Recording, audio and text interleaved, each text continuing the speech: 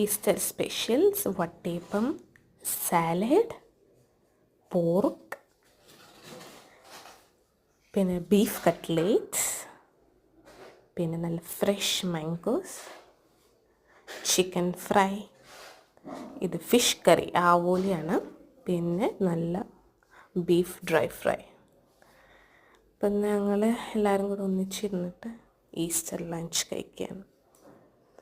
നമ്മുടെ വീട്ടിൽ എന്തൊരു സ്പെഷ്യൽ ഗസ്റ്റ് ഉണ്ട്, ഡോക്ടർ പബീന,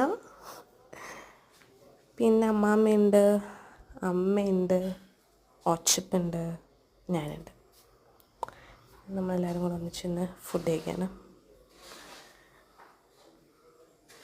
സാധാരണ എല്ലാ ദിവസവും നമ്മൾ ഒന്നിച്ചല്ല കഴിക്കുക, വല്ല വിശിഷ്ട ദിവസങ്ങളിൽ മാത്രമായിരിക്കും ഈ ഒരു പ്രതിഭാസം നിങ്ങൾക്ക് കാണാൻ പറ്റുന്നത്.